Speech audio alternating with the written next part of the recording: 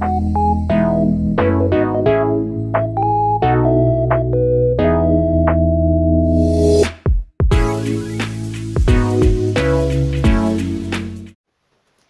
guys, kali ini saya akan mereview sebuah buku yang berjudul Aisyah radhiyallahu anha, wanita yang hadir dalam mimpi Rasulullah. Ini merupakan serial The Greatest Woman karya Sibel Eraslan dan salah satu novel bestseller dunia.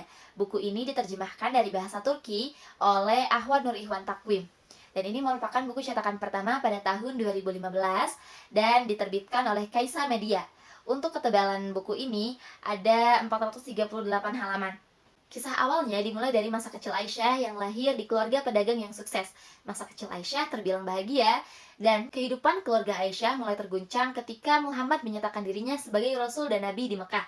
Abu Bakar, ayahnya Aisyah, merupakan salah satu orang yang pertama kali masuk Islam. Sebagai pemeluk Islam, tekanan dan siksaan kerap menghantui keluarga Aisyah, dan Aisyah adalah salah satu saksi atas seluruh perlakuan kaum Quraisy kepada umat muslim dan juga kepada keluarganya. Pada akhirnya, Aisyah menikah dengan Rasulullah dan pada akhirnya harus hidup sebagai ibunda kaum mukmin sepeninggal Rasulullah Shallallahu Alaihi Wasallam. Pada masa itu, berbagai cobaan datang menerpa Aisyah. Dari mulai peristiwa kalung yang menyebabkan fitnah besar hingga keputusannya untuk mendatangi Basra yang akhirnya memunculkan peristiwa Perang Jamal. Dalam novel ini terbagi ke dalam 5 bab yang dituliskan di dalamnya seperti waktu sholat. Ada subuh, zuhur, asar, maghrib, dan isya.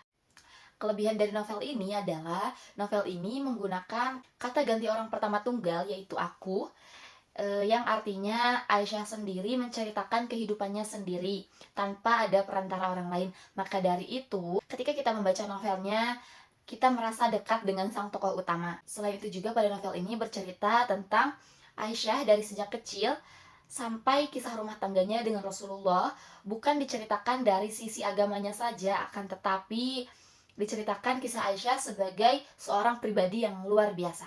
Kekurangan novel ini adalah banyaknya bahasa-bahasa sulit yang digunakan dan kurang dimengerti karena mungkin ini novel terjemahan ya. Jadi banyak sekali bahasa-bahasa yang lumayan sulit untuk dimengerti oleh kita. Dan ada beberapa bahasa-bahasa atau kata yang memerlukan pemahaman lebih mendalam. Dalam buku ini banyak sekali pelajaran yang bisa kita ambil, dimulai dari kesabaran Aisyah dalam menghadapi fitnah demi fitnah yang ditujukan kepadanya, dan itulah sedikit kisah tentang buku ini dari berbagai banyak kisah yang ditulis indah dan menarik yang terdapat dalam novel Sibel Eraslan. Dengan kekuatan kata-kata yang ditulis akan membawa pembaca terbawa kepada suasana ketika Rasulullah dan para sahabatnya berjuang hidup demi Islam. Mungkin itu saja yang dapat saya sampaikan. Sampai ketemu di review buku selanjutnya. Bye-bye.